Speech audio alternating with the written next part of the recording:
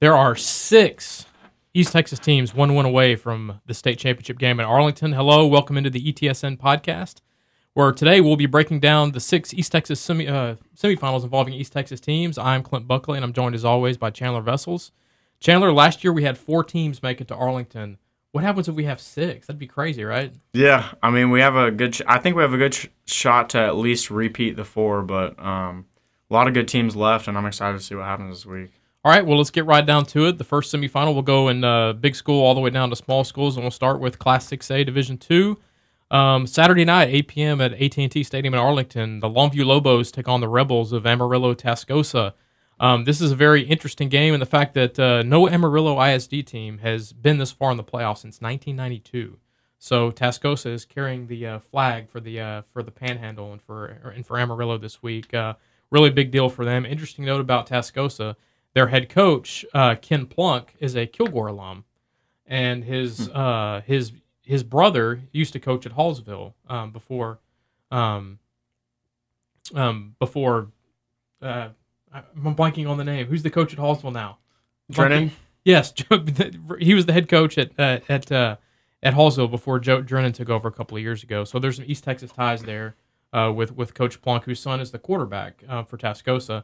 The Rebels are very ground-oriented. They run a flex-bone offense, which means they don't ever throw it very often. I think they're averaging like 50 yards passing per game and close to 400 or over 400 rushing yards per game. They've been just annihilating teams in the playoffs with that ground game. They put up 48 points last week against a undefeated Haltom team in the quarterfinals. They have 2 guys that are over 1,000 yards. Plunk, the quarterback, leads the team with over 1,500 yards. And then they have a running back who's committed to Purdue, King Daru, who is over 1,300 yards and 20 touchdowns. So, but those aren't the only 2 guys that they have in the backfield. I mean, they have, I think, 5 other players who have at least 300 yards rushing on the season. So they're very, very productive in running the football. And they're going to have to be this week against Longview because I don't think defensively they have the athletes to cover Longview, especially in the passing game. I think for Tascosa to have success, they're going to have success on the ground. They're going to have to milk the clock and kind of shorten the game and create as few opportunities as possible for Longview's offense, which is coming off an off week. 14 points last week against Spring Westfield. A lot of that had to do with the wind and the rain, but also Westfield's defense was playing really well. It was the worst game of the year, really, for Haynes King. He only threw for 94 yards and was intercepted twice. And coming in, he had only thrown 1 interception. So, but I think with the climate-controlled conditions of AT&T Stadium, I think Longview's offense will get back on track, and it's going to be important for Tascosa to win time of possession in order to keep Longview's offense off the field as much as possible, because I don't think Tascosa wants to get involved into a shootout with Longview. And I also, obviously, that flex-bone offense is not designed for comebacks. So Tascosa is going to have to stay within 1 and 2 scores all game of Longview, or it's going to be a long night for them. So it'll be interesting to see which style of offense wins the day. Is it going to be Longview's multiple attack, which seamlessly blends the run and the pass, or is it going to be Tascosa's really old school flexbone system that's really hadn't been around for 40 years really? Used to see this back in the 80s in college football. I think Oklahoma ran a variation of it, and Texas under Darrell Royal did as well. So going to be interesting to see. Going to be a lot of fun to watch. Carthage against Liberty Hill. This one, I think we've been all kind of looking at this one since the playoffs began. The semifinals, we figured that Carthage would win its Region 3, and then we felt the same about Liberty Hill. These 2 teams play Friday night in Cypress. You'll be covering the game in that 4A Division I semifinal. What should we expect from this one? Yeah, another one of those, like you were talking about with the Longview game, a sort of a clash of styles offensively. Carthage obviously has Gunnar Capps. They have several good receivers, including Calvante Dixon, and then Austin Morgan, all those guys. They like to throw it a lot. Not to say that they can't run. I mean, Mason Courtney and Tucker Smith back there give them sort of a more balanced game. But they definitely prefer to throw when they can. Liberty Hill, not so much. They're averaging over 500 yards rushing per game. That's a crazy number. You said that to me right before we went on air. Yeah. And I was like, that just blows my mind. Yeah. 34 or 30, a little over 30 yards passing for them per game. So they really like to run it. And they've got a couple backs back there that have done that well for them this season. I mean, Kyle Harrison has 2,600 yards rushing to go with 37 touchdowns already, and that's with him splitting time with 3 or 4 other guys back there. Shane Gonzalez is their second leading rusher. He's over 1,000 yards with 13 touchdowns, and then they've got 2 or 3 more guys who are around 300 yards or a little above that rushing. So they mix it in, but it's those 2 main guys, Kyle Harrison and Shane Gonzalez, that they really like to lean on for their offense. So I think Carthage's defense up front is going to want to have one of its better games of the season, just sort of containing that, making sure those guys don't break loose for big runs like they're prone to do. And I think if Carthage is able to sort of slow down Liberty Hill, not let them control the clock so much, maybe force them to punt a few times, and then Gunnar Capps is able to sling it to Kelvonte Dixon or Austin Morgan for a touchdown or so. I do think this is going to be a close game. I think, as we were talking about a few podcasts ago when the playoffs first started, Liberty Hill is one of those teams that we feel like could really give Carthage a challenge. Midlothian Heritage was another one of those, and Carthage was able to get past that.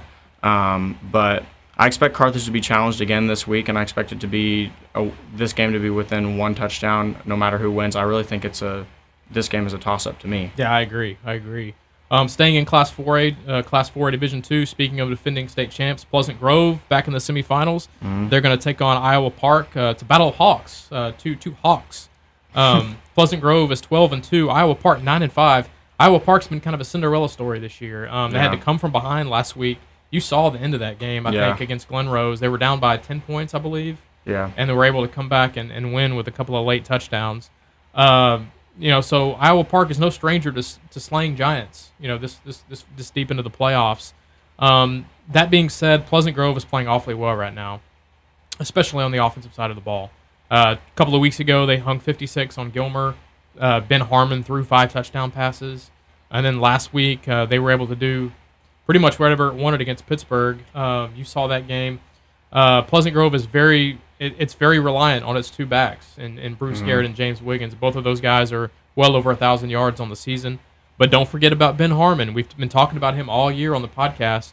You look at his numbers; he's closing in on 1,800 yards passing, which is a lot for the wing T offense that Pleasant Grove runs. But he's only completed 80 passes this year. So he's when he does complete passes, they're usually for big yards, and he's got 27 touchdown passes of the 80 completions. So 1 out of every 3 passes goes for a touchdown. So Iowa Park, their defense is going to have its hands full. They are pretty good, especially at the linebacking spot. They have 3 really good players at linebacker, and they're going to have to be this week. They're going to have to keep Pleasant Grove from really getting to their average, which is 7 yards per carry. If they're getting 7 yards per carry, this is going to be a long game for Iowa Park, I think, because I don't think they have enough offensive firepower on their side to keep up if this game turns into a track meet, turns into a high-scoring affair. So I think Iowa Park's going to have to do a really good job trying their best to contain Pleasant Grove's 1-2 punch out of the backfield and Bruce Garrett and James Wiggins. I like Pleasant Grove in this game. I think they're a significant favorite just based on what they were able to accomplish last year and the fact that Iowa Park has been kind of wearing the Cinderella slipper of late in the playoffs, the 5 losses, which means 5-5 regular season. But like I said, they've upset a couple of teams along the way to get here, so it would not be a total shock to see them beat Pleasant Grove. But I do think the defending champs are playing awfully well right now, and they can smell it. They can smell back-to-back titles, and they're one step away from getting back to where they were last year, which is AT&T Stadium in Arlington playing for a state title. Malakoff and Brock, they're going to be playing in the same building Friday before the Pleasant Grove Iowa Park game at 4 o'clock at the Ford Center in Frisco. How about Malakoff? You look at what they've done. They've beaten 2 state-ranked teams in the playoffs, and other than maybe the first round, they probably are considered the underdog in those games. In the second round, they beat undefeated Jefferson, 31-21. The next round, they play Gladewater, probably an underdog in that one as well. They take care of Gladewater, 35-7. And then last week, Atlanta, which has been playing as well as anybody had been in East Texas over the last several weeks, they take care of Atlanta, 37-22. And Malakoff is playing really well right now. They're playing with a lot of confidence. And they're going to be an underdog again this week against a Brock Eagles team, which is 13-1. Brock made the state championship game last year, ended up losing to Rockdale in the final. But Brock has been a state power ever since they started up their football program back in 2014. They've made it to at least the quarterfinals every year in the last 5 years, and they've made a couple of state championship games. They've won state a couple of years ago. So Brock is going to be a major test for Malakoff. The big player for Brock is tight end Baylor Cupp, who's committed to Texas A&M. Really big, physical kid. They don't throw a whole lot, but when they do, he's usually the target. I think he has 18 catches for over 400 yards and 7 or 8 touchdowns. So he's a significant target in the red zone. So Malakoff is going to have to be wary of where Cupp is at all times when they get down into scoring position inside the 20-yard line. For Malakoff, it's simple. They're going to have to get big plays in their passing game. Kiwi Rose has been good in the playoffs. He's been very good in the playoffs, kind of leading that offense and kind of an unsung hero for them. And one of the guys that we haven't really talked much about this year, their quarterback, sophomore Dorian Peace, has put together a fantastic season. He's closing in on 2,000 yards passing. I believe he has 28 touchdowns, only 2 interceptions, and he's second on the team in rushing, is over 600 yards on the ground. So I think Peace is one of those dual-threat guys that can give defenses challenges, and I think that Brock is going to have to maybe leave someone in, maybe spy on him, because they really can't afford to let Peace get loose and kind of control the offense for Malakoff. If Malakoff is able to get some big plays, especially in the passing game between Peace and then their receiver, Andreas Garrett, I think that Malakoff has a shot in this game. And if they can get this game into the second half, a tight ball game, anything can happen. So as long as they come in and they're not intimidated in the least by the team that they're facing in Brock, which is ranked 3rd in the state, and I don't think they will be. I mean, they've gone up against Jefferson, they've gone up against Gladewater, teams that were also ranked in the top 10 in the state, and it did not faze them at all. So I don't think Malakoff will be. They won't shy away from the big moment. It's just going to be, will they make enough plays in order to get past Brock? So I'm looking forward to that. I'll be covering both of those games, Pleasant Grove and Iowa Park at 8.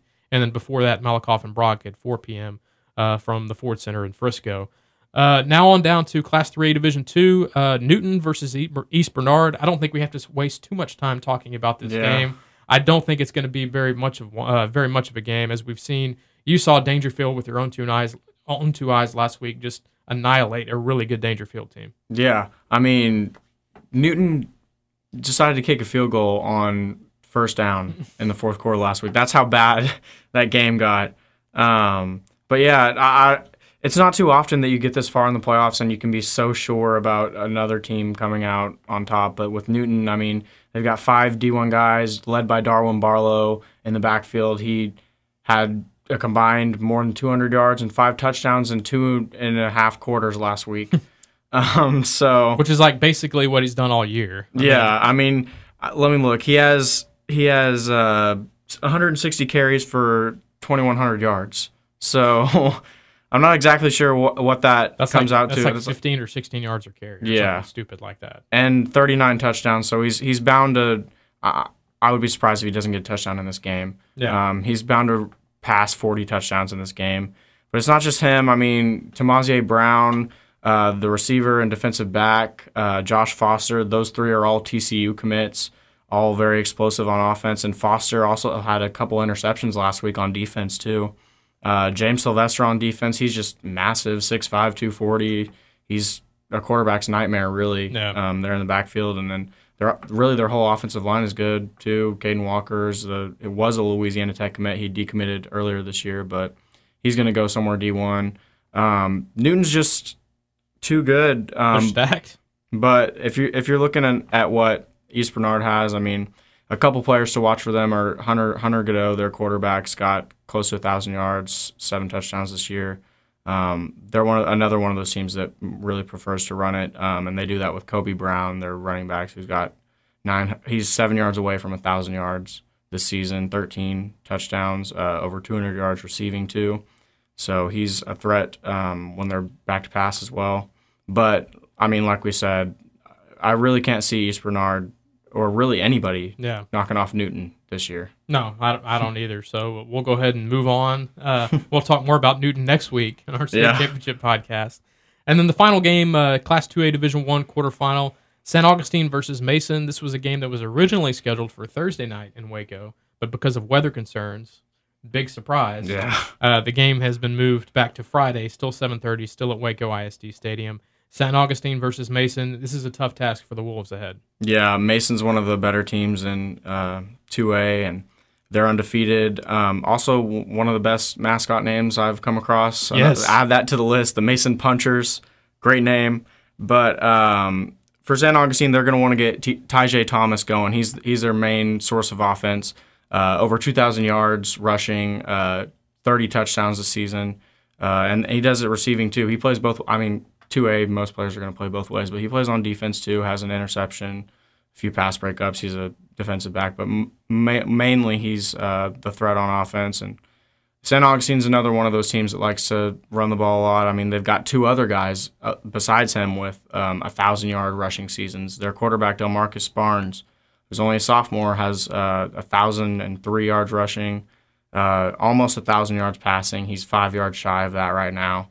And then I'm assuming his brother or cousin or something, Kavorian Barnes, maybe they're twins. They're both sophomores. Lots of Barnes and lots of Barneses in St. Augustine. That's a popular name down there. Yeah, he's also got 1,000 yards rushing with 15 touchdowns, but but they're facing a tall task against a Mason defense that's only given up 6.8 points per game this season. Clay Clarner, their linebacker, had a big game last week, and then Roman Coe, their defensive back, had a couple interceptions last week. Wasn't able to track down any of their season stats, but they seem to be the guys who were leading the charge for them last week, and I would expect that to maybe hold true again this week. So, yeah, if St. Augustine is able to keep its – I mean, they scored 43 points against Tenaha last week. If they're able to keep their offense going at the pace that it has been these playoffs, maybe they're going to have a chance, but – it's going to be a tough task against Mason, a really well-rounded Mason team, especially on defense. Yeah, it's going to be an uphill battle for St. Augustine for sure. They're going to have to get all of the breaks Friday night, and they're going to have to kind of create some of their own, maybe with some turnovers. So that's a look at the 6 state semifinals involving East Texas teams this week. Before we get out of here, we want to give a special shout-out to our offensive and defensive players of the week. Up first, we talked about him earlier. Chandler did. Newton running back Darwin Barlow. 79-12 win over Dangerfield. Still, it's hard to believe that was the final score, but 79-12 was the final score. That's correct. Darwin Barlow in the game, 16 carries, 118 yards, 3 touchdowns. Also, 4 catches, 114 yards, and 2 touchdowns. So 5 total touchdowns, 232 yards of offense in just 2.5 quarters. So congratulations to Darwin Barlow, our offensive player of the week. Yeah, and on defense, we have Pleasant Grove defensive back Tyler Kelly, who had a couple interceptions, and including the pick six to give them the lead. So that was important. It was a great game, huge moment in the game. He also had 6 tackles, but really those 2 interceptions are what stick out from last week. So difference in the game, 3-point win over Pittsburgh. Yeah, so congrats to Tyler Kelly, our defensive player of the week. All right, well, that's going to do it. Be sure to visit ETSN.fm right now for the latest news concerning high school sports in East Texas. If you have any questions or comments, you can leave them below in the comment section, or you can hit us up on Twitter. I'm at Clint Buckley. He's at Chandler Vessels.